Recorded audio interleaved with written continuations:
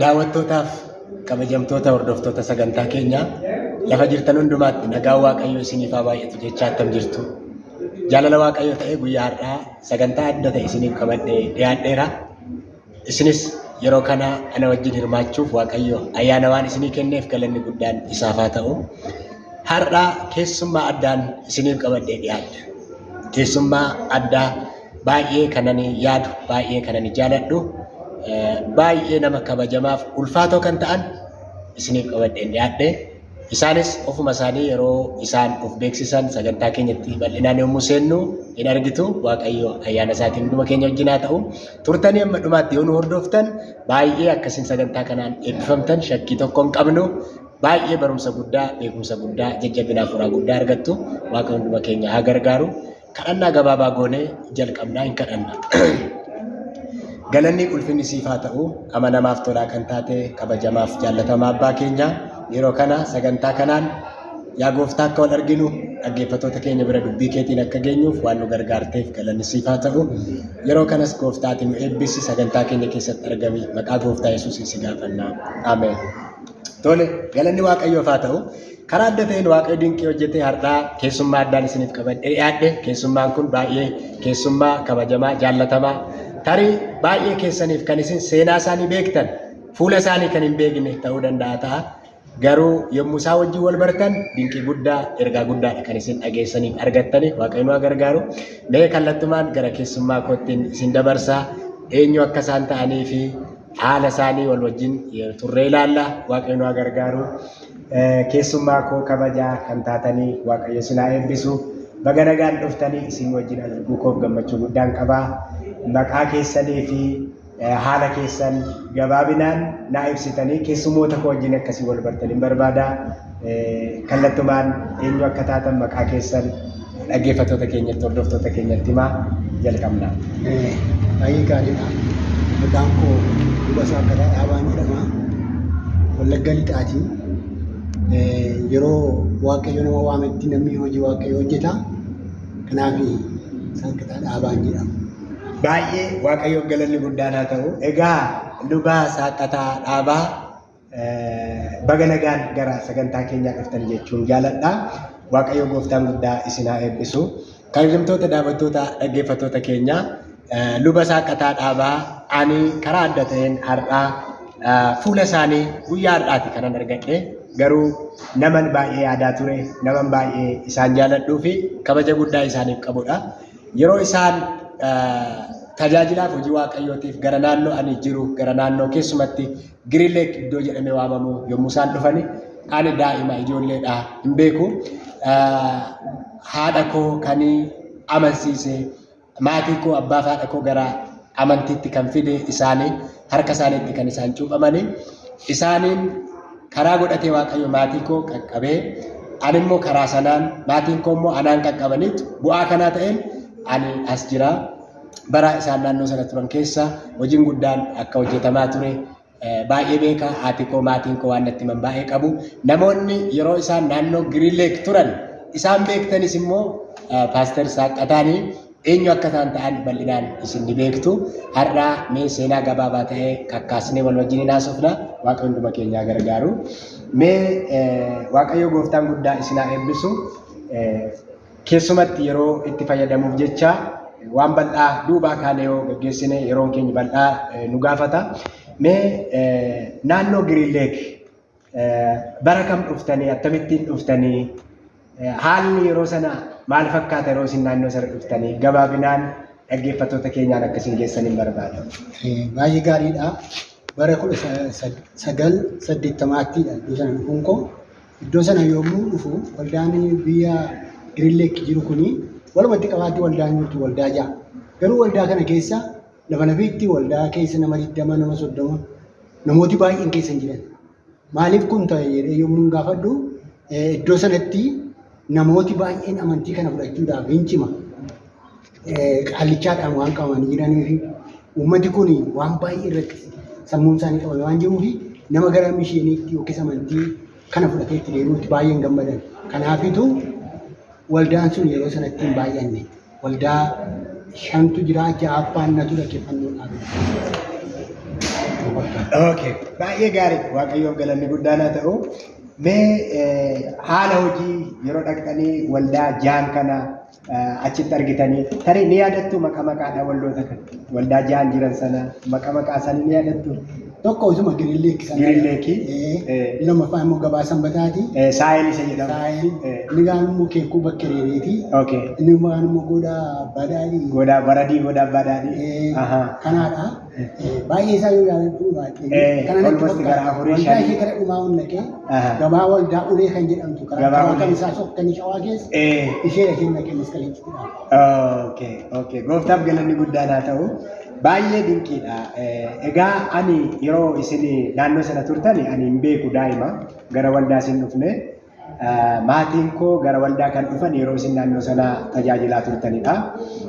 Innis maaliif harmeen koo isaan dhukkuba ture.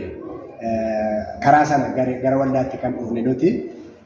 Yeroo isaan dhukkubu kana bara isin naannoo sana turtan garuu Waaqayyo karaa keessan hojii guddaa akka hojjetaa ture natti himanii jiranii.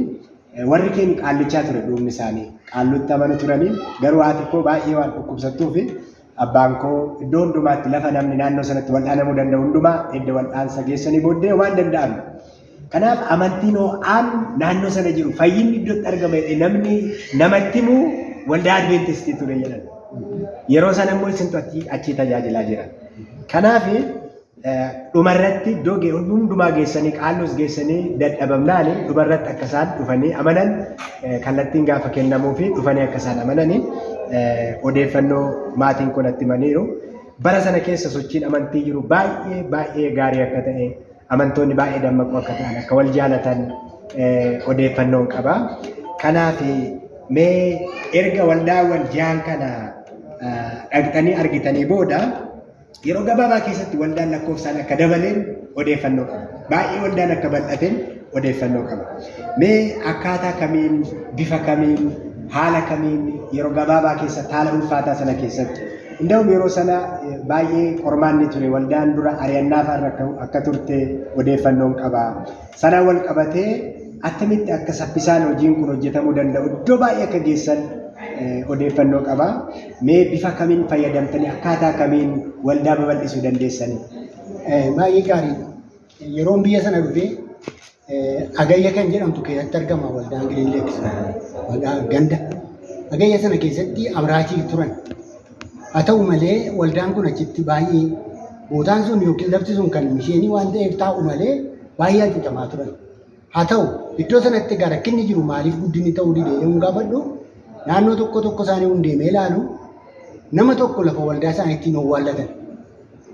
Maaliif namni achitti owwaalamu akka nama kiristaana hin taanetti ilaalu. Nama kiristaana ta'e bataskaanaatti geessanii owwaalu. Kanaaf baay'ee dhiphaadha jechuudha jireenya iddoo sana keessatti akka sanatti. Kanaaf waan hin godhuun dhabu keessumatti yeroo tokko Agayya keessa namichi tokko mucaan dargaggeessi reefu dhalatee guddataa jiru tokko jalaa dhukkubsate. Utuma kadhannaa goonuu jalaadhu. Yommuu du'u galgala sassaabanii kaa'anii kafananii ganama yeroo du'a Agayyaanu reeffa mucaa kanaa fudhatanii bataskaana ortodoksiitti fudhatanii ka'u. Eeyyatti geessitu maal eeyyatti geessitu jennaan gama sanatti malee yookiis ortodoksiitti malee nu owwaalamu jedhan. Maaliif kana jettuun jedheen achi malee akka isaan owwaallaan geessinaa achitti nu geessitu malee jedhanii fudhanii kaa'an.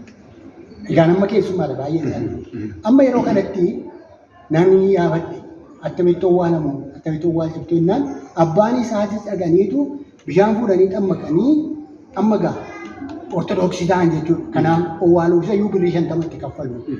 Jedhee natti himan nan gaddi baay'ee. Birrii 50 immoo yeroo sana guddaa. Nan gaddi. Kana booddee maalan godhee naanneen waldaa isaanii ilaale. Waldaa tokko ishee atirii hin qabu. Yookiis lafa waldaa isheetti waa horiin akka hin galle bineensa akka hin galle hin godhan. Amma falan barbaade ittiin xiinxalee yaade halkanii guyyaa. Amma waldaa kanatti maaliif immoo isin owwaaluu jennaan meedaa keessatti bakkee keessatti lafa fardii ooluutti isin owwaaluu fa'aa waan warrabsu. Wanta akkasii jedhan. Kanaaf maalan jedhanii atirii waldaa keessanitti ijaarradhaa. Bootaa keessanittis atirii ijaarradhaa. Immoo waldaa keessanii. Lafa bootaa keessanii gara biraa lafatti ijaarrattan kan ammoo iddoo owwaalaa godhattu jedheenan jaarsolii gorsa. Kana galanii jaarsoliin tokkoon isaanii waldaa ijaarutti ka'an. waldaa biratti atilee ijaarrachuu ni ka'a. Atilee ijaarratanii bitanii gaafa jedhanii akka hidhaa agayyuma kanaati mucaan nama hiyyeessa tokko jalaa haati manaa aduuti. Haadha manaa kanaa fi lafattoo walanii waan itti walanii hin jiru waan ta'eef muka qotanii saaxinii isaa reeffa isaa keessa taa'an. Mucaa kana haadha manaa isaa kana ahitoo waallaa fi jedhama. Waldaa Sagiree Leeksan biratti walanii achitti uummata waame qaba. Shawaa keessaa Wallagga keessaa nu qaqqabaa namni du'eedhaa kottaan wallannaa wal waame. Yaada qabu kan ammoo yaada wal buufne akeekaansa gaafa namni tokko du'u lafa jiru wal waamna. Wal biraa nafnu jettee. Achi Shawaa keessaa nuuf Wallagga keessaa nuuf gaarummaan isaa warri amanan kun kan nama gammachiisu garuu wal duukaa jiru. Wal duukaa jiru wal duukaa dhufu. Owwaala kana dhufanii dhaqanii wal awwaalanii galu. Kana booddee yoo waamee jedhu idichanii dhufanii gurgurtaa. Achitti faarfannaa geggeessinee ijoollee achi kurfeessinee faarfannaa geggeessinee lallabnee nuuni achitti owwaallu uummati isaa yaa'ee dhufe kun jannata galuudha malee owwaala maaliitii jedhanii. Kana booddee uummati sun maal godha? Nuyi har'aa qabne nama tokko waldaa addaa biratti amantii addaa biratti inni akka nu owwaalle. Akka kanatti hundum keenya nu owwaalan walii galan. Kana irratti gaamma lafti owwaalaa isaanii hin bahee jechuudha. Uummati kun jabaachuutti ka'an jechuudha. Amma maal goone akka waldaan kun itti bal'atu immoo karaa barbaade. Kadhannaa mandaraa torbeetti guyyaa tokko akka godhatan hin godhu. Torbeetti dhaqanii waldaa isaanii keessaa baanii dhaqanii kurfaanii walii wajjin kadhannaa mandaraa godhatu. Sana booddee waldaan tokko waldaa tokkorraa amma akka fagaatu namni tokko amantii isaatii hammam deemee akka kan jedhu tilmaame. Akka seera wangeela keenyaatti maalidhaa? Daqiiqaa 45 waldaa keenyaa waldaarraa deemtee dhattee sagaddee galuu dandeessa kan jedhu jira.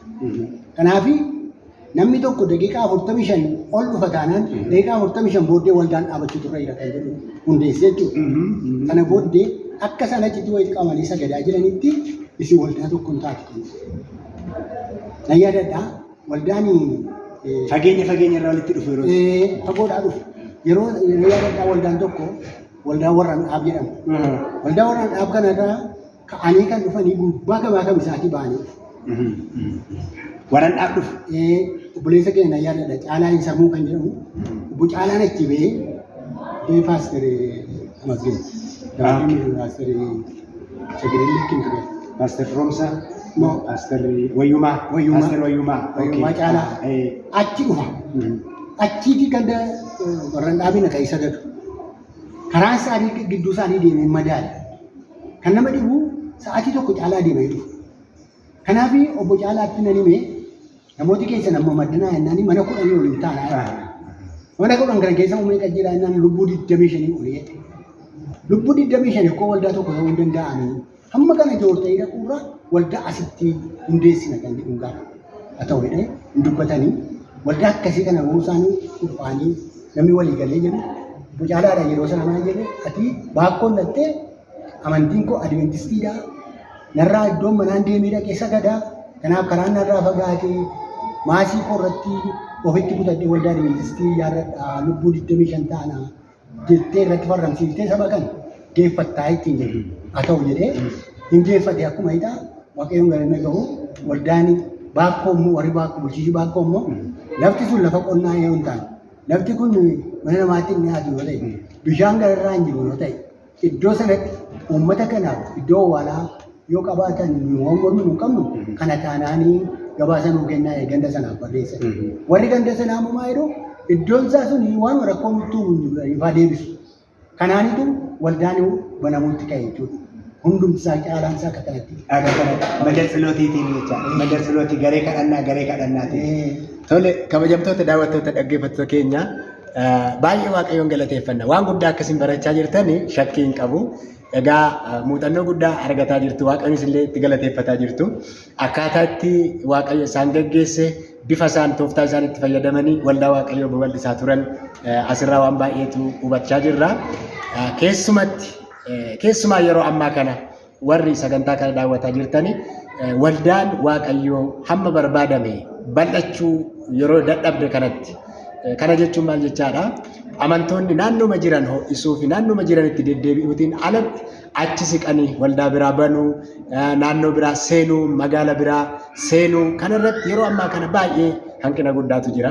Warri Waaqayyo gaggeesse ittiin milkaa'an garuu muuxannoo akkasii yommuu nuuf qoodani kun Waaqayyo kan keessa jiruu fi Waaqayyo iddoo jirurraa iddoo biraatti immoo darbinee hojii Waaqayyo akka bal'ifnu akka inni nurraa barbaadu asirraa waan baay'ee hubanna. Kabajamtootaaf hordoftoota sagantaa keenya turtiin Paaster Saaqqataa wajjin taasifne kana fakkaata. Ayyaanni Waaqayyoo hunduma keessaniif haa baay'atu. Waan guddaa, ergaa guddaa, barumsa guddaa baranne turtanii amma ammaatti waan nu hordoftaniif Waaqayyo ayyaana isaa isinii haa baay'isu. Eebbifama.